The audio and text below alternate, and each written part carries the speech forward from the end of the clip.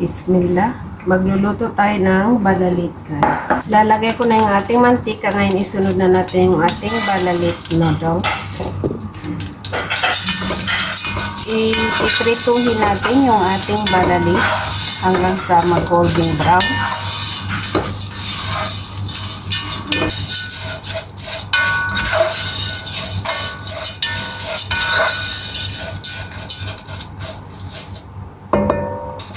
Yung ating noodles, unti-unti nang nagpa-brown.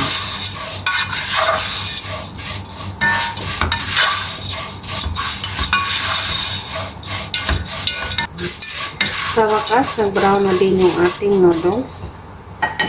Paliitin natin yung apoy. Bismillah, lagyan natin ng tubig.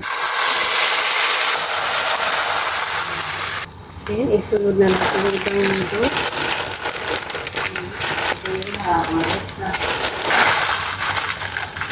Isang packet ng ating balalit dito. Inubos ko lahat.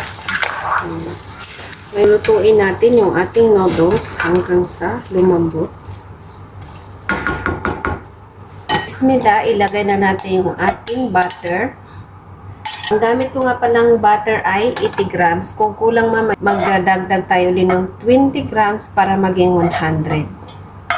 Ito na yung ating balalit noodles kanina. Ayan, nailuto ko natin. I-drain ko na ngayon. Ilagay na natin. Bismillah.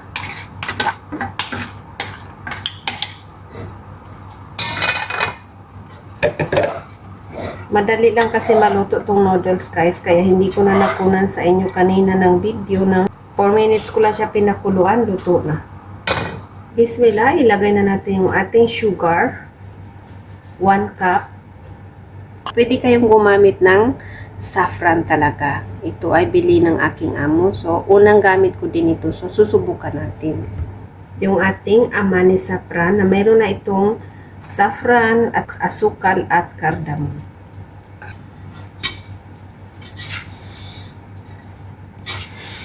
Halo-haloin lang natin.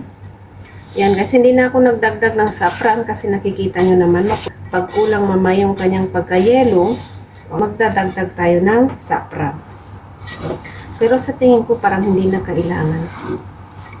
Maganda na itong Amani, sapat na siya. Maglagay tayo ng half teaspoon cardamom.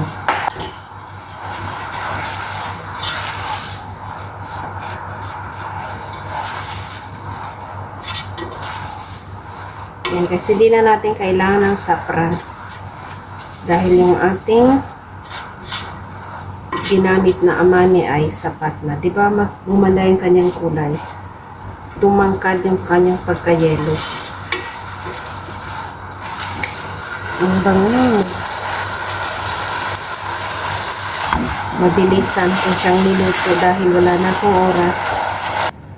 Nagdagdag ako uli ng 20 grams na butter. So, lahat yung nagamit nating butter ay 100.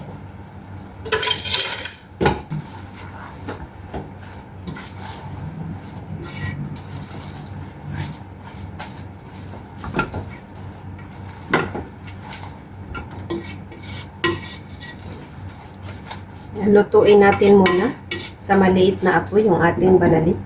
Takpan natin.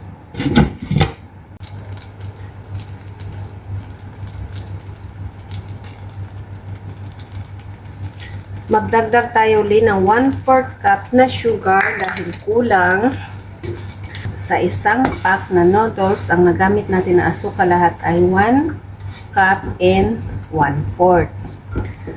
Tapos yung atin namang Amani ay 1/4 cup din. So, bali lahat ay 1.5 cup. Dahil yung Amani may asukal na yun, guys. Dinagdagan ko lang siya. Kasi yung gusto ng isa kong alaga yung matamis talaga. Pero kung ayaw ninyo ng masyadong matamis, kung ayaw nyo naman ng masyadong matamis, yung 1 cup ay sapat na.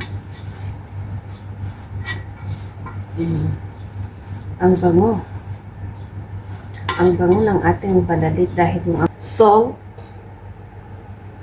Nalagay ko na yung ating black pepper. So ngayon maglagay tayo ulit para makita nyo. Siyempre, maglalagay din tayo ng cardamom. Huwag kalimutan. 1/4 lang ng saffron. Haluin natin ng mabuti yung ating itlog.